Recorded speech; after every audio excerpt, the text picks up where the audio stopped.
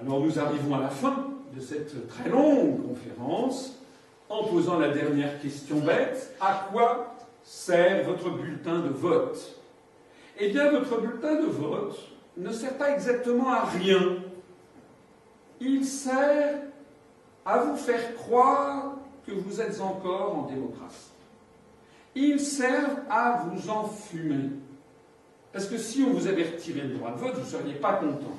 Donc on vous a laissé le droit de vote, mais on vous fait voter entre des personnes qui n'ont pratiquement plus aucun pouvoir réel, sauf sur des sujets de nature du style sujet de société, euthanasie, je ne sais pas, mariage gay, ce genre de choses. Mais à part ça, sur tous les sujets stratégiques, ils n'ont plus rien à voir. Que ce soit en matière économique, financière, industrielle, diplomatique, militaire, culturelle, rien. Alors, comment ça s'est passé? Je me permets de vous rappeler rapidement quand même quels sont les pouvoirs qui nous ont été volés. L'Union européenne possède une compétence dite exclusive. Ça veut dire que les États n'ont plus leur mot à dire. Quand on dit les États, ça veut dire les électeurs. Sur quel sujet? Premièrement, sur l'union douanière et la politique commerciale commune, ça veut dire notamment les délocalisations. Je me suis répandu depuis des mois et des mois à expliquer aux Français que l'article 63 du traité sur le fonctionnement de l'Union européenne a interdit toute restriction aux échanges de capitaux. Ça veut dire qu'on ne peut plus lutter contre les délocalisations. Parce qu'avant, dans les années 60, 70, 80, quand une société, si une société avait voulu construire une usine en Chine, il fallait qu'elle demande l'autorisation de la direction du Trésor, du ministère des Finances, qui disait non. Voilà. Et si une autre société américaine voulait, ou indienne, voulait racheter une société française, il fallait qu'elle demande l'autorisation au ministère français des Finances, qui disait non, qui pouvait dire oui, mais qui disait en général non. C'est comme ça que ça se passait. Et la France n'était pas la Corée du Nord, en 1980. C'est pareil pour tous les autres États. Donc les délocalisations, c'est pas tombé du ciel. C'est une décision qui a été prise délibérément par la Commission européenne et le US Trade Representative américain. Quand on fait croire aux Français que l'Europe nous protège, veut nous sauver, c'est l'Europe qui a créé la situation qui est en train de nous détruire. C'est ça qu'il faut bien comprendre. Donc, là, l'article 32 et l'article 63 du TFE, je vous renvoie à mes conférences, la présentation de mon programme présidentiel, et à la fois sous forme vidéo et sous forme de texte sur notre site, eh bien, cette politique n'échappe à la volonté des électeurs. Deuxièmement, l'établissement des règles de concurrence nécessaires au fonctionnement du marché intérieur. En particulier, le démantèlement des services publics, la privatisation rampante d'EDF, de GDF, de la Poste, etc. Tout ça est décidé par l'Union européenne, c'est une compétence exclusive. Donc ça veut dire que quoi que vous puissiez voter, sauf si, comme moi je vous le propose, nous décidons de sortir de l'Union européenne, de cette prison des peuples, mais si nous décidons d'y rester, ce qu'ont proposé d'ailleurs les 10 candidats à l'élection présidentielle de 2012, eh bien si nous décidons d'y rester, eh bien il faut s'attendre à la poursuite du démantèlement de nos services publics. Troisièmement, la politique monétaire pour les États dont la monnaie est l'euro. Donc ça veut dire les taux d'intérêt, toutes les grandes orientations de politique économique, le niveau de vie, la croissance, l'emploi, le chômage, toutes ces questions qui sont au cœur, évidemment, des problèmes des Français, tout ceci ne dépend plus de votre vote. Voilà. Et enfin, le dernier point, qui est un peu accessoire quand on parle dans le Jura, qui ne l'est pas du tout quand on parle, comme je l'ai fait, à Lorient ou à Quimper, c'est la conservation des ressources biologiques de la mer dans le cadre de la politique commune de la pêche, donc notamment le revenu des pêcheurs. J'ai déjà expliqué, j'ai un peu de sang breton dans mes peines, eh bien, je peux vous assurer que dans les années 60, je connais bien la presqu'île de Crozon, il y avait des ports de pêche à Morgat, à Camaret, et puis un peu en dehors de la presqu'île de Crozon, à Douarnenez. Eh bien, à Morgat, il n'y a plus de port de pêche. À Camaret, il n'y a plus de port de pêche. À Douarnenez, il n'y aura bientôt plus de port de pêche. Il faut aller à Pinmar, maintenant, pour trouver un port de pêche. Et donc, tous ces anciens ports de pêche se sont transformés en stations balnéaires espagnoles, avec des bistrots et avec, on vend, vous savez, des gouaches, des pastels où on représente des navires échoués sur une plage. Le deuxième volet, ce sont les sujets sur lesquels l'Union européenne possède une compétence dite partagée, un nouvel euphémisme qui signifie en réalité que les États, c'est-à-dire les électeurs, là non plus leur mot à dire, sauf sur des sujets accessoires et sauf si l'Union européenne le leur demande, ce qu'elle fait très rarement, c'est le marché intérieur, la politique sociale sous de très nombreux aspects, la cohésion économique, sociale et territoriale, l'agriculture, l'environnement, la protection des consommateurs, les transports, les réseaux transeuropéens, l'énergie, les questions de liberté publique, les questions de sécurité, la justice, l'immigration et les enjeux communs de sécurité en matière de santé publique. Ça veut donc dire, en gros, à peu près tout. À peu près tout, ça veut dire que ce soit la politique vis-à-vis de l'immigration, sujet sur lequel on adore faire se battre les Français. Madame Le Pen, Monsieur Le Pen, la SARL Le Pen, la SARL Le Pen & Co, Monsieur Le Pen, Madame Le Pen, le gendre Le Pen, la petite fille Le Pen, font leur beurre depuis, sans mauvais jeu de mots, font leur beurre depuis maintenant 29 ans sur la question de l'immigration. Personne ne dit que depuis le traité d'Amsterdam, les questions d'immigration ont été transférées en matière stratégique à l'Union européenne. On l'a vu d'ailleurs lorsque le gouvernement de M. Fillon a voulu procéder à des expulsions massives de Roms. Je ne prends pas parti ni pour ni contre, je parle simplement en termes juridiques. Eh bien, aussitôt Mme Viviane Reding, commissaire européenne luxembourgeoise, a menacé la France de la déférer devant la Cour de justice de l'Union européenne parce que les expulsions d'étrangers sont décidées désormais au niveau européen. Pareil en matière de carte bleue. Vous savez que la politique de l'Union européenne en matière d'immigration, c'est désormais d'aller faire son marché aux esclaves, c'est-à-dire d'aller dans les pays du Sud et de retenir, de choisir les gens diplômés. C'est immonde. Pourquoi ça? Parce qu'on s'est aperçu que quelqu'un qui a une licence en maths, par exemple, c'est quelqu'un qui a, mettons, 22, 23 ans, et qui a son bac et qui a une licence universitaire. En gros, ça coûte à peu près 200 000 € à fabriquer. C'est comme ça, les gens qui nous dirigent raisonnent comme ça. Parce qu'il faut avoir un service de maternité, il faut qu'il y ait une maman qui ait un bébé, il faut assurer donc l'accouchement, il faut assurer le bien-être de la maman, ensuite il faut nourrir le bébé, le loger, l'habiller, puis après il faut qu'il aille à l'école, il faut avoir un service d'éducation, il faut le soigner, puis il faut le faire grandir jusqu'à 20 ans, puis il faut qu'il aille à l'école, puis au collège, puis au lycée, puis à l'université. En gros, allez, 200 000 €. Si on va chercher un Sénégalais qui a une licence en maths, ça fait 200 000 € de gagné.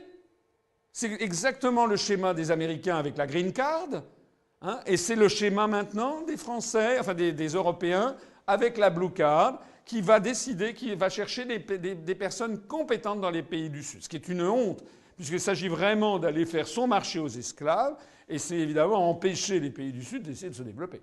Parce que si on leur pique systématiquement toutes les élites qu'ils produisent, évidemment, ils ne se développeront jamais. On pourra maintenir d'ailleurs avec ces États des relations de domination. Alors, ça, c'est sur l'immigration.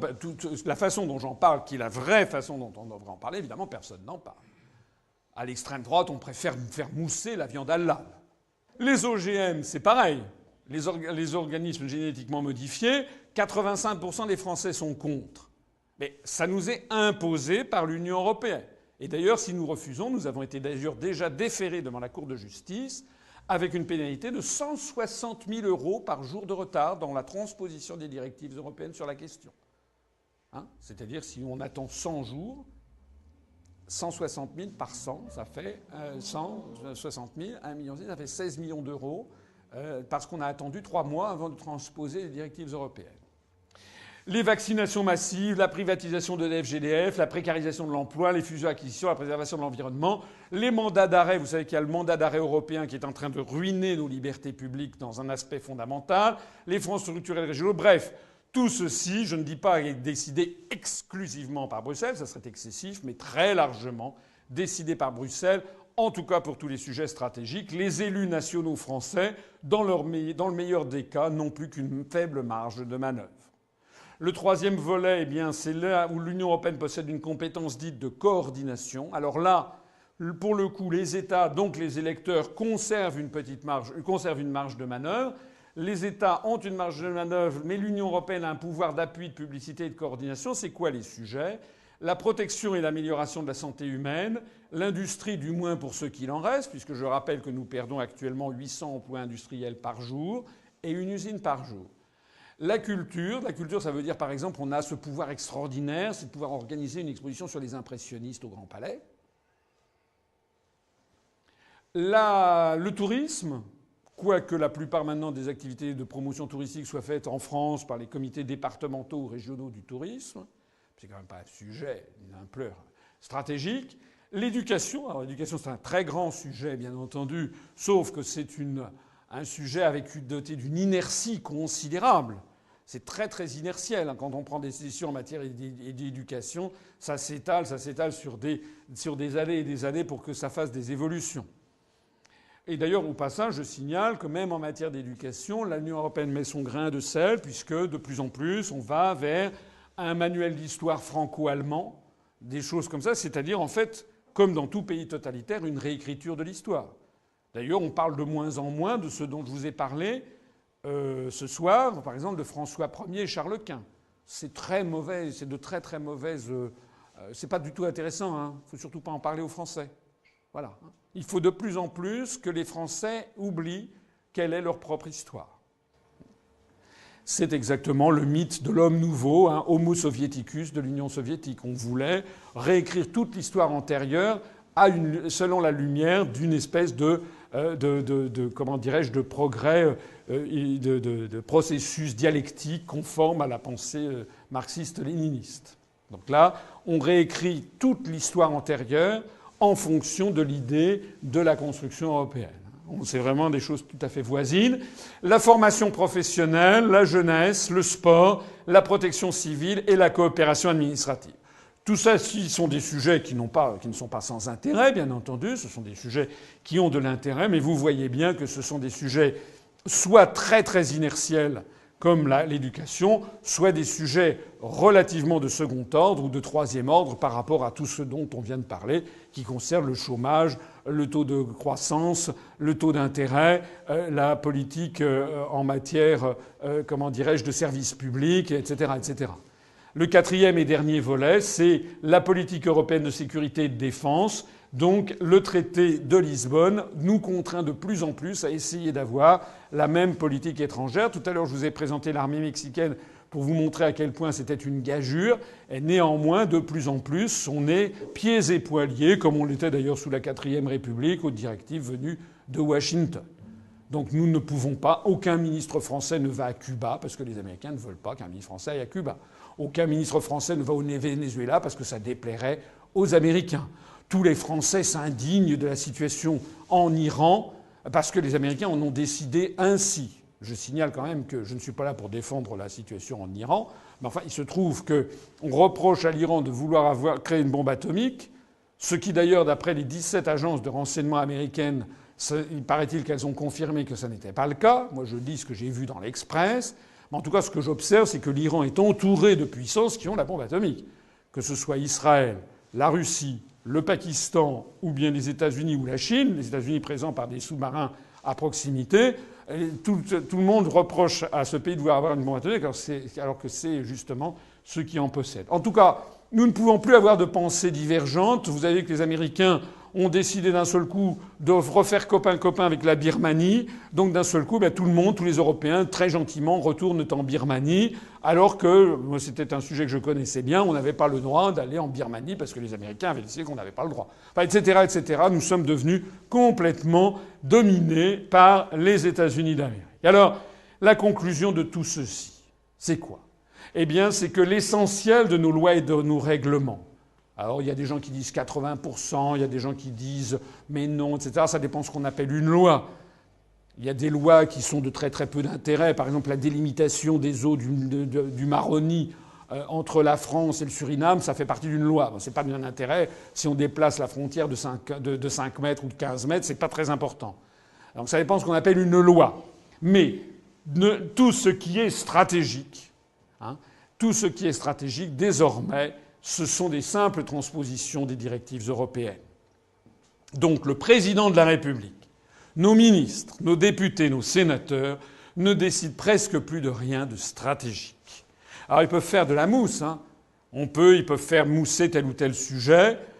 Comme on le voit en général, ce sont des sujets d'ailleurs polémiques et clivants, mais qui ne changent en rien l'évolution stratégique de notre pays vers la soumission à l'Empire et vers la destruction de la France. Donc la vérité, c'est que la République française n'est plus qu'un fantôme, notre démocratie n'est plus qu'une apparence.